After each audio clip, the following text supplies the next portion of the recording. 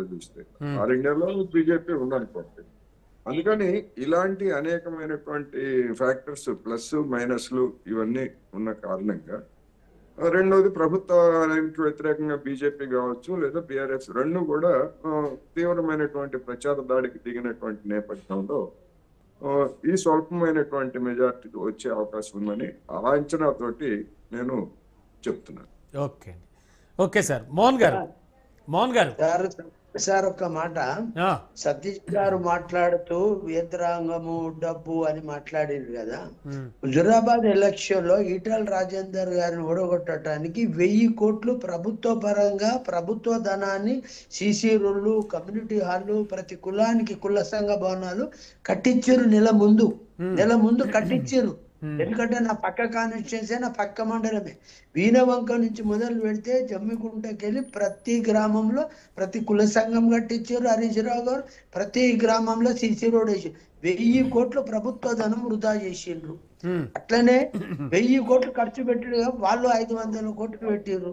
Helicopter లో కేసీఆర్ గారు 3 మాటల హుజురాబాద్ చేసిండు. ఇదంతా మరి ప్రభుత్వ ధనాన్ని దుర్వినియోగం చేసి కేసీఆర్ గారు ముఖ్యమంత్రి హుజురాబాద్ లో మీటింగ్ పెట్టిండు కదా. అప్పుడు ఏం చేసిండు సతీష్ బ్రదర్? అది తప్పని ఒప్పుకోవటం లేదు. నేనేమంటున్నా, మీరు 1000 కోట్లు పెట్టినా హుజురాబాద్ లో బీఆర్ఎస్ గెలవలే.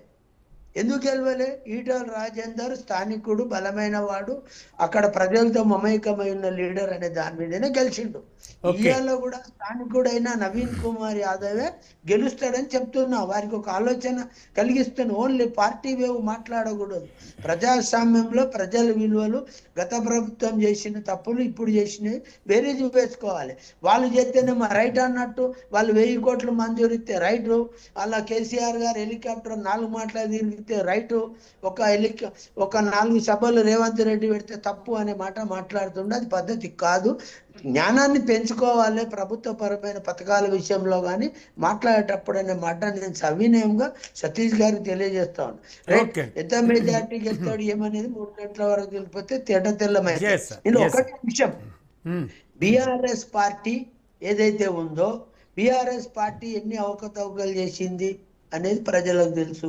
కేటీఆర్ ఏం చేసిండ్రు, కేసీఆర్ ఏం చేసింది, గోపీనాథ్ ఏం చేసిండు, గోపీనాథ్ తల్లి ఏం చెప్తాంది, కొడుకు ఏం చెప్తాండు, రెండో భార్య విషయంలో ప్రజలు ఏమనుకుంటారు, మరి దాని అర్థం ఏందనేది కేటీఆర్ చెప్పాలి.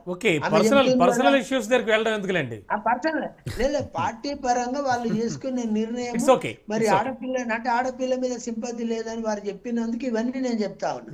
మీరు ఆలోచించుకోవాలి మీ పార్టీ పరంగా ఏమి అంతర్గతంగా ఏం జరిగింది, ఎందుకు పెట్టిరు అని మీ ఇష్టం. అది మీరు ఎవరిని పెట్టింది, ఎందుకు పెట్టిరని మేము అంటలేము. ఓకే మోహన్ గారు ఒక్క నిమిషం.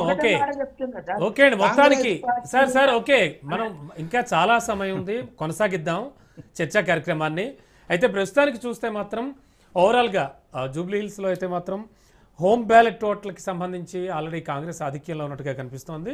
స్వల్ప తేడాతో బీఆర్ఎస్ కూడా ఇంచుమించు కూడానే వస్తోంది. అండ్ బీజేపీ చాలా లోలో ఉంది.